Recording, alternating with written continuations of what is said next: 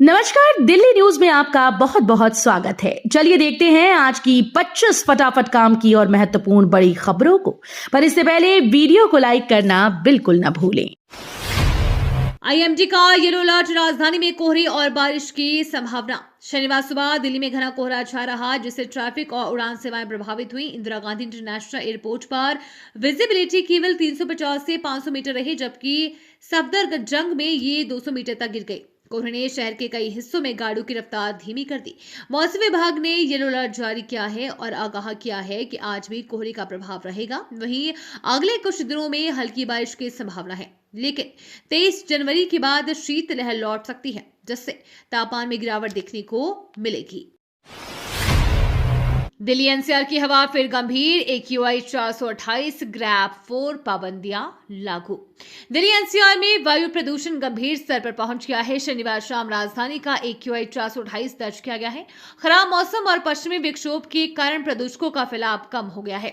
बढ़ते प्रदूषण को नियंत्रित करने के लिए वायु गुणवत्ता प्रबंधन आयोग ने ग्रैप 4 पाबंदियां लागू कर दी है। इसके तहत दूसरे राज्यों से आने वाले भारी वाहन शहर में प्रवेश नहीं कर सकेंगे, जबकि जरूरी सेवा और आवश्यक सामान ले जाने वाले वाहनों को छूट दी जाएगी। 31 जनवरी से 10 मेट्रो स्टेशनों पर शुरू होगी बाइक, टैक्सी, ऑटो और कैब सेवाएं।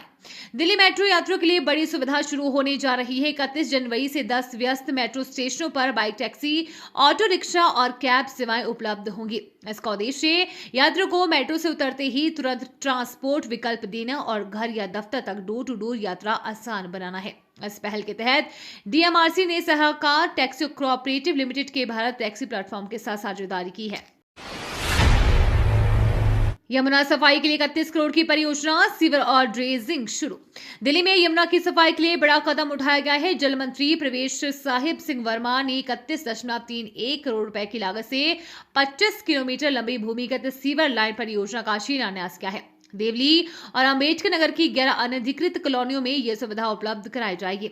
मुजफ्फरगढ़ नाले में फिनलैंड से मंगाई गई एम्फीबियन वाटर ड्रेजर मशीन से गाद निकाली जाएगी। दिल्ली सरकार का बड़ा फैसला, 12 कॉलेजों को 104 करोड़ की वेतन सहायता। दिल्ली सरकार ने दिल्ली विश्वविद्यालय के 12 वित्त पोषित कॉलेजों के लिए करीब 104 करोड़ रुपए की वेतन सहायता को मंजूरी दे दी है। इस फैसले से शिक्षकों और कर्मचारियों के लंबित वेतन, एरियर और अन्य बकाया भुगतान का रास्ता साफ हो गया है। शिक्षक संगठन NDTF ने इसे अपनी लगातार कोशिशों का परिणाम बताया और सरकार के निर्णय का स्वागत किया। संगठन ने उम्मीद जताई है कि जल्द ही शिक्षण पदों की स्वीकृति, एडहॉक शिक्षकों के नियमितीकरण और स्थायी नियुक्तियों पर भी सकारात्मक फैसला लिया जाएगा। 26 जनवरी से पहले आतंकी साजिश का अलर्ट, कई राज्यों में सुरक्षा कड़ी। गणतंत्र दिवस से पहले इंटेलिजेंस एजेंसियों ने बड़ा अलर्ट जारी किया है। सूत्रों के मुताबिक खालिस्तानी और बांग्लादेशी आतंकी संगठन दिल्ली, हरियाणा, उत्तर प्रदेश और राजस्थान को निशाना बनाने की साजिश रच सकते हैं। बताया जा रहा है कि पंजाब के कुछ गैंगस्टर विदेश में बैठे खालिस्तानी और कट्टरपंथी हैंडलर्स के संपर्क में हैं। ये आतंकी नेटवर्क देश के अंदरूनी सुरक्षा को नुकसान पहुंचाने के लिए आपराधिक गिरोहों का इस्तेमाल कर रही हैं। ऐसे देखते हुए सुरक्षा एजेंसियां पूरी तरह सतर्क हैं। उत्तरायणी कौथिग में शामिल हुई सीएम रेखा गुप्ता, दिल्ली को बताया सबकी साझा राजधानी। राजधानी दिल्ली के विनोद नगर में आयोजित उत्तरायणी कौथिग कार्यक्रम में मुख्यमंत्री रेखा गुप्ता मुख्य अतिथि के रूप में शामिल हुए। उन्होंने दिल्ली में विभिन्न राज्यों और संस्कृतियों के लोगों के भाईचारे की सराहना की और कहा कि दिल्ली सबकी साझा राजधानी है। सीएम ने विकास और विरासत को साथ लेकर चलने का संकल्प जताया और लोगों से अपील की है कि वे अपने त्योहार और परंपराओं को पूरे उत्साह से मनाएं। कार्यक्रम के अंत में उन्होंने जय हिंद जय भारती के नारों के साथ अपना भाषण समाप्त किया। दिल्ली में अब 1.20 लाख रुपए तक वार्षिक आय वाले परिवारों को राशन कार्ड का लाभ। दिल्ली सरकार ने खाद्य सुरक्षा को मजबूत करने के लिए बड़ा कदम फैसला लिया है। अब 1.20 लाख रुपए तक वार्षिक आय वाले परिवारों को राशन कार्ड का लाभ मिलेगा। सीएम रेखा गुप्ता ने बताया कि पहले आओ पहले पाओ व्यवस्था खत्म कर जिला स्तरीय समितियों के माध्यम से सबसे जरूरतमंद परिवारों को प्राथमिकता दी जाएगी। नए नियमों के अनुसार आय प्रमाण पत्र अनिवार्य होंगे और ऐसे परिवार जो संपत्ति, वाहन या सरकारी नौकरी रखते हैं लाभ के पात्र नहीं होंगे। सुधार से दिल्ली में लंबित राशन कार्ड और खाद्य सुरक्षा के इंतजार में खड़े लाखों लोगों को जल्द फायदा मिलेगा। दिल्ली जयपुर रूट पर दौड़ेगी फ्लैश चार्जिंग बस ट्रायल जल्द। दिल्ली से जयपुर के बीच सफर को और तेज व किफायती बनाने की तैयारी है। केंद्र सरकार अब इलेक्ट्रिकल हाईवे की जगह फ्लैश चार्जिंग बस चलाने की योजना पर काम कर रही है। इस तकनीक में बस सिर्फ 20 सेकंड में चार्ज होकर 40 किलोमीटर तक चलेगी और सड़क किनारे तार लगाने की जरूरत नहीं होगी। इसका ट्रायल फरवरी के अंत तक नागपुर में शुरू हो सकता है। सफल होने पर दिल्ली जयपुर समेत अन्य व्यस्त रूट्स पर भी ये बस सेवा शुरू की जाएगी। दिल्ली में आवारा कुत्तों पर 35 करोड़ की योजना माइक्रो चिपिंग शुरू। दिल्ली में आवारा कुत्तों की बढ़ती संख्या को नियंत्रित करने के लिए एमसीडी ने बड़ा कदम उठाया है। आगामी बजट में माइक्रो चिपिंग और टीकाकरण के लिए 35 करोड़ रुपए का प्रावधान किया गया है। इसमें 20 करोड़ रुपए सीधे निगम खर्च करेगा और 15 करोड़ रुपए एनजीओ के जरिए लगाए जाएंगे। अगले 2 से 3 महीनों में 25,000 कुत्तों में माइक्रो चिपिंग लगाई जाएगी। इससे प्रत्येक कुत्ते की पहचान, टीकाकरण रिकॉर्ड और निगरानी आसान होगी, जिससे शहर में आवारा कुत्तों की समस्या नियंत्रित करने में मदद मिलेगी। अरविंद केजरीवाल का दावा, दिल्ली आबकारी घोटाले में मेरे खिलाफ कोई पुख्ता साक्ष्य नहीं। दिल्ली आबकारी घोटाले के आरोपी और पूर्व मुख्यमंत्री अरविंद केजरीवाल ने कहा कि उनके खिलाफ कोई ठोस सबूत नहीं है। राउज एवेन्यू कोर्ट में वरिष्ठ वकील एन हरिहरन ने दलील दी है कि केजरीवाल सरकारी काम कर रहे थे और उन्होंने किसी से पैसे मांगने का आदेश नहीं दिया। वकील ने चौथे पूरक चार्जशीट में नाम जोड़ने और जांच की अनुमति न मिलने पर सवाल उठाए। कोर्ट ने अगली सुनवाई 7 फरवरी को तय की है। इस मामले में केजरीवाल पहले ईडी और सीबीआई दोनों मामलों में गिरफ्तार और जमानत पर रह चुके हैं। डिजिटल अरेस्ट स्कैम और दिल्ली रियल एस्टेट 2050 करोड़ घोटाला। दिल्ली और देश में ठगी और वित्तीय धोखाधड़ी के मामले सामने आए हैं। साइबर ठगी ने डिजिटल अरेस्ट नाम का फर्जी लेटर वायरल कर लोगों को डराकर पैसे और निजी जानकारी मांगना शुरू किया है। पीआईबी ने इसे पूरी तरह फर्जी बताया है। वहीं दिल्ली को एक रियल एस्टेट कंपनी में 250 करोड़ रुपए से ज्यादा का घोटाला उजागर हुआ। प्रमोटरों ने जमीन बेचकर शर्तों का उल्लंघन किया। दिल्ली पुलिस की आर्थिक अपराध शाखा जांच में जुटी है। नागरिकों को सतर्क रहने और व्यक्तिगत जानकारी साझा न करने की सलाह दी गई है। दिल्ली मेट्रो में 3 नए ट्रिपल इंटरचेंज, जापानी मंत्री ने दौरा किया। दिल्ली मेट्रो में बड़ा बदलाव होने जा रहा है। कश्मीरी गेट के पास अब आजादपुर, नई दिल्ली और लाजपत नगर स्टेशन भी ट्रिपल इंटरचेंज हब बनेंगे। फेज 4 के तहत एक ही स्टेशन पर 3 मेट्रो लाइनों की कनेक्टिविटी मिलेगी, जिससे यात्रियों को बार बार ट्रेन बदलने की जरूरत नहीं होगी। 17 जनवरी को जापान के विदेश मंत्री मोतेगी तोशिमित्सु ने दिल्ली मेट्रो का दौरा किया और संचरण, निर्माण व तकनीकी पहलुओं को देखा। उन्होंने इसे जापान भारत सहयोग का प्रतीक बताया। महंगी ब्रांडेड शराब में मिलावट, दिल्ली पुलिस का बड़ा खुलासा। दिल्ली पुलिस ने महंगी ब्रांडेड शराब में गैरकानूनी मिक्सिंग करने वाली रैकेट का पर्दाफाश किया है। वेस्ट डिस्ट्रिक्ट स्पेशल स्टाफ ने राजौरी गार्डन के शिवाजी एनक्लेव में छापेमारी कर अवैध मिक्सिंग यूनिट का भंडाफोड़ किया। मौके से गोल्ड लेबल, ग्लेनफिडिच और ग्लेनलिविट जैसे महंगे ब्रांड के 170 से ज्यादा बोतलें, नकली लेबल और ढक्कन बरामद किए गए हैं। पुलिस ने 24 वर्षीय आरोपी अजय को गिरफ्तार कर दिल्ली आबकारी अधिनियम के तहत मामला दर्ज किया है। नेटवर्क से जुड़े अन्य लोगों की तलाश जारी है। विश्व पुस्तक मेला 2026 में मंत्रिमंडल का दौरा, पाठकों और प्रकाशकों में उत्साह।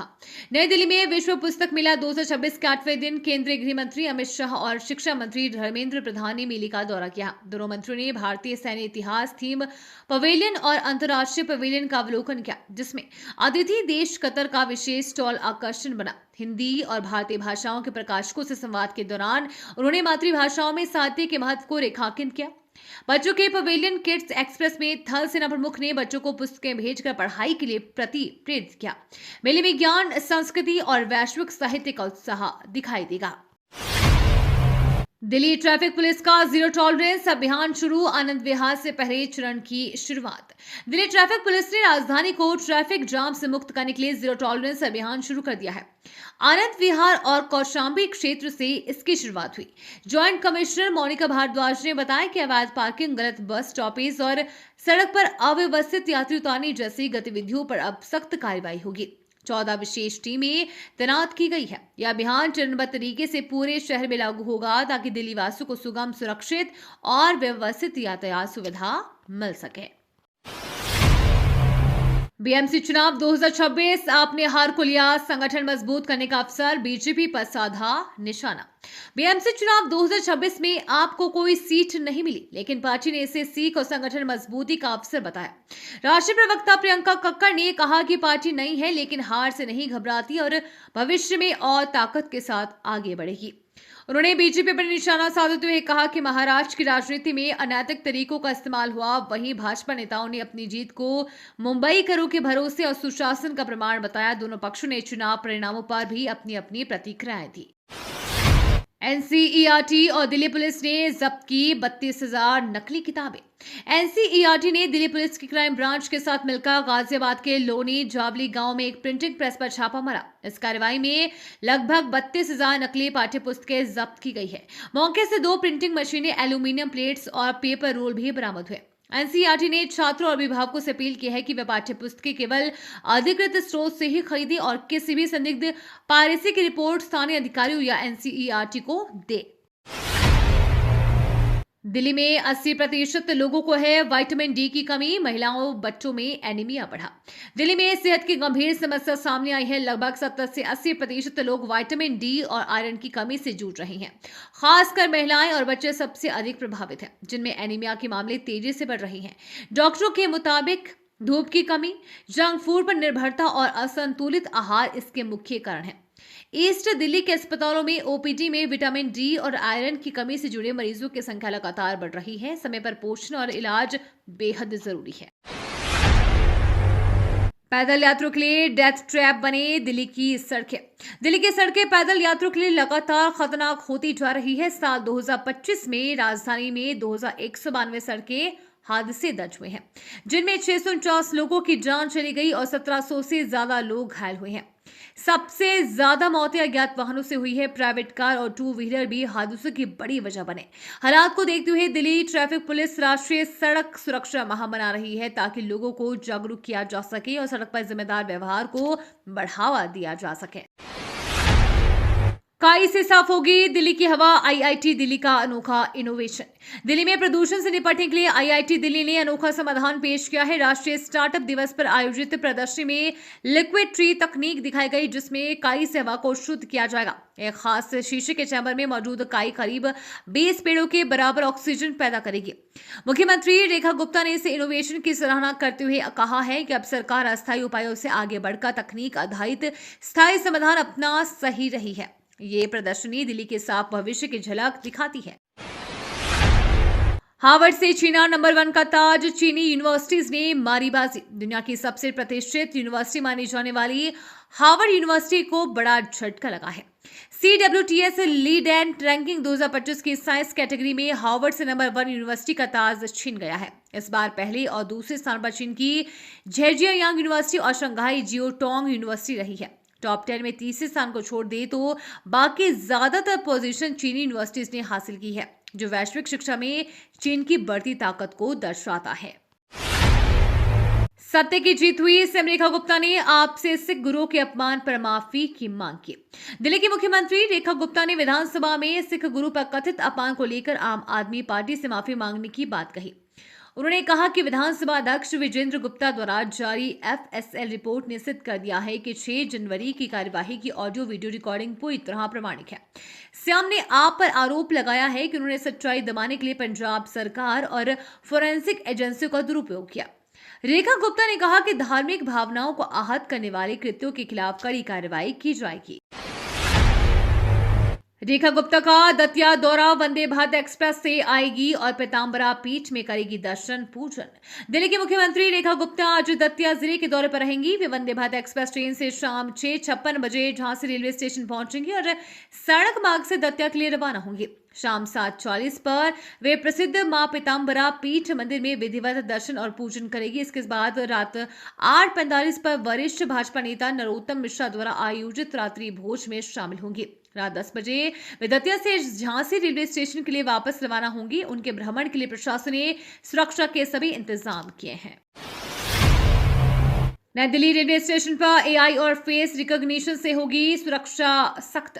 नई दिल्ली रेलवे स्टेशन पर अब यात्रियों की सुरक्षा को एआई और फेस रिकॉग्निशन तकनीक से मजबूत किया जाएगा। प्लेटफॉर्म, फुट ओवर ब्रिज, प्रवेश और निकास द्वारों पर लगाए जाने वाले कैमरे संदिग्ध गतिविधियों पर नजर रखेंगे और नियमों की अनदेखी पर तुरंत अलर्ट जारी करेंगे। पहले से चिन्हित अपराधियों की पहचान फेस रिकॉग्निशन से होगी। यह परियोजना मार्च तक पूरी होने का लक्ष्य है और सफल होने पर अन्य प्रमुख स्टेशनों पर भी लागू की जाएगी। रेलवे का उद्देश्य यात्रियों की जान और संपत्ति की सुरक्षा सुनिश्चित करना है। तो ये थी आज की बड़ी खबरें। रोजाना ऐसे ही सबसे पहले अपडेट पाने के लिए चैनल को सब्सक्राइब करना बिल्कुल न भूलें। धन्यवाद।